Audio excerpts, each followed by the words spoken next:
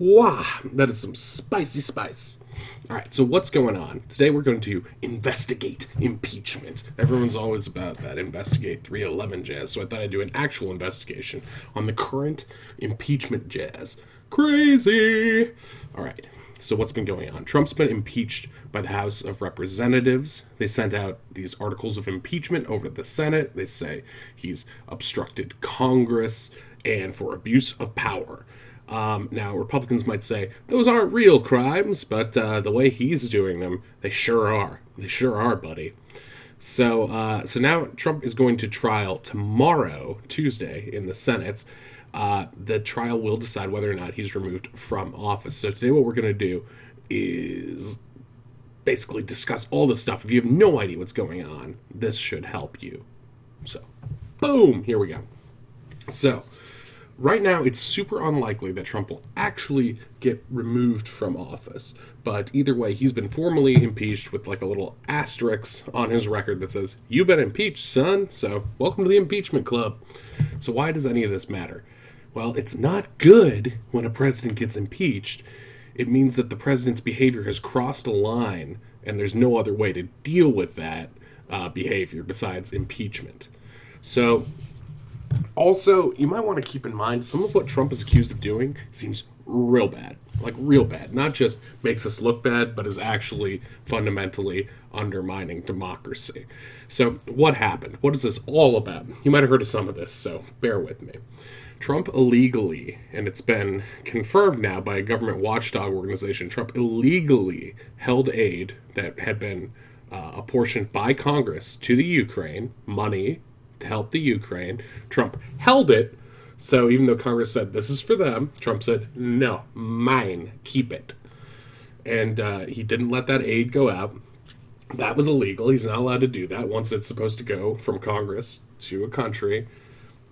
The president can't go, mine. So it seems like the story that's unfolding from the evidence we've got so far is that what was supposed to happen, all in secret, was that Trump was trying to say to the president, the new president of the Ukraine, I'm going to hold this aid until you announce formally on CNN that you're investigating Hunter Biden, Joe Biden's son, who works for this Ukrainian gas company, and this is corruption, according to Trump. It's sort of like nepotism, but, I mean, how do you think Ivanka got her job? Regardless, this company, Burisma, Trump wants it investigated. Not just wants it investigated, wants it announced that it's being investigated because, you know, he wants to screw over Joe Biden because Joe Biden is going to be one of the people running against him in this 2020 election. He's currently the front runner, although that's sort of neck and neck right now, so that's debatable. That's another video. But Trump loyalists are claiming that Trump's merely just investigating corruption here, but they don't have any real evidence to back that up, especially since Trump doesn't seem to care about corruption. He ran on draining the swamp, but it's been pretty swampy. I mean, Manafort, Roger Stone, all of his associates, Epstein, all these dudes are going to jail. Cohen. I mean, there's a lot of shaky stuff outside of even this, if we include Russia and just general dealings with these people, and just all the tweeting. I mean, the tweeting has to be a crime in itself, right? JK. But one of the people that was working for Rudy Giuliani, that's Trump's lawyer and the former mayor of New York City, somehow Rudy Giuliani, it's like a 90s bingo card in here, just got involved in this scandal. So Michael Cohen, which is the president's former lawyer, who's now going to jail, he was Donald Trump's fixer. So he basically fixed all of the Trump's problems, extorting, basically doing hush money payments, dealing with that, threatening people to stay quiet, the whole Stormy Daniels thing. You might have seen Cohen go on TV and say, all this bad stuff about Trump under oath. So, this is another one of those situations. But basically, Rudy Giuliani, he has been working in Ukraine for some reason to try to get this Biden aid deal down, and one of his henchmen is known as Lev Parnas. And Lev just did a 2-night interview on Maddow that basically threw everybody under the bus. He said that everybody knew about this plan to legally withhold the aid. He makes implications that Marie Yovanovitch, the former ambassador to Ukraine, who got basically tormented by Trump and then kicked out of her job, they said he made it implied through some text messages that people were surveilling her or something shaky was going on. They're trying to play it off like a joke now, but I mean, wouldn't you if you were in this deep of shit? But anyway, Lev Parnas basically says, Trump knew about this, Attorney General William Barr knew about this, Vice President Pence knew about this, and if he's to be believed, some people say he's just lying to cover his ass, but he brought receipts, he brought all this paperwork, and a lot of it corroborates what we already know. And what everyone's been saying. Everyone was in the loop, just like we heard at the impeachment hearings.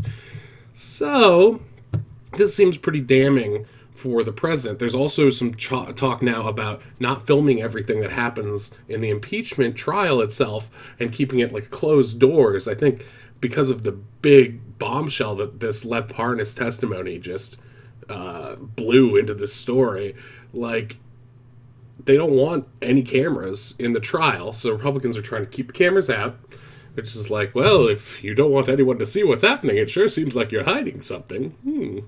So why does any of this matter?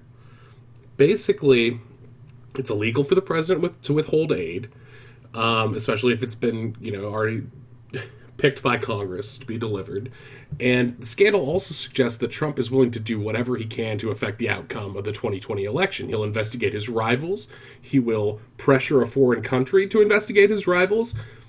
If he's willing to break the law to win the election, then we can't trust the election to be fair, so he has to be impeached.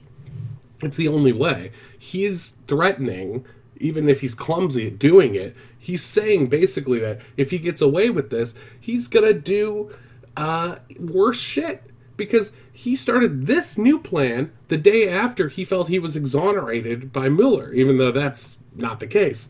Anyway, the point is he's gone sort of power mad and always has this magic super celebrity power where he can get away with anything. So, he's basically trying to pull it again. So what's the president's defense for doing this? So he's just hired a defense team that includes Epstein's former lawyers, like Ken Starr, who was the guy that prosecuted Clinton he was special counsel that prosecuted Clinton during Clinton's impeachment. So he's got his 90s team of celebrity lawyers. His defense is basically now that he never met Lev Parnas, this guy who's dishing all this dirt on him, even though he's been pictured with Parnas a billion times in a bunch of photographs. And also some of his defense team is also in the pictures, so there's that. And he's also claiming that he had a perfect phone call with Zelensky, as if that matters in all of this. Because the transcript of this phone call he had with Zelensky, who's the Ukrainian president, was pretty damning too, and he released it because he didn't see what was wrong with it. But it was the basic thing that said, we'll give you the aid so long as you give us this investigation. And it's not put in so many words, but the implication is extremely strong. Do us a favor, though, is the actual phrase. So there's that.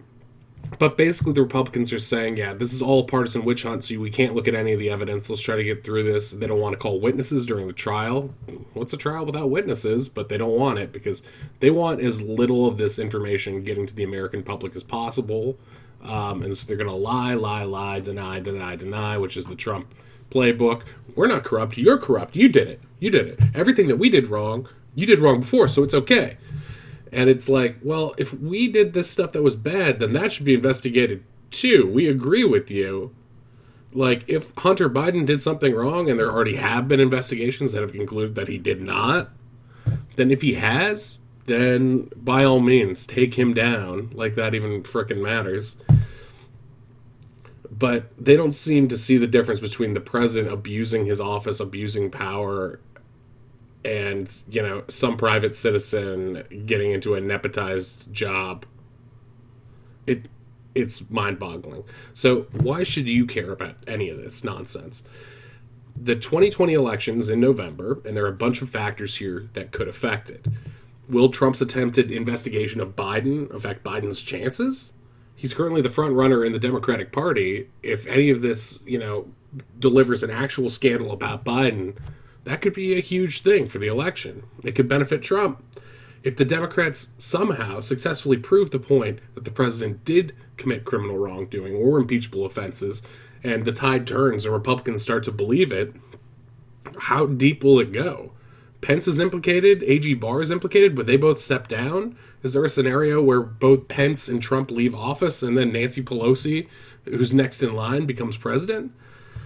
I mean, this could have huge implications. And while it's likely, because Mitch McConnell does have a stronghold on the vote right now, it's likely that Trump will get away with all of this scot-free. He's still being impeached. It's still going to raise some questions to some people, and it could still affect the election. And there's always the crazy, weird chance, because these stories keep getting weirder, that some other bombshell will come out and it'll turn the tide one way or the other. So stay tuned. I want to know what you think. Like and subscribe and leave some comments. Thank you very much. Bye.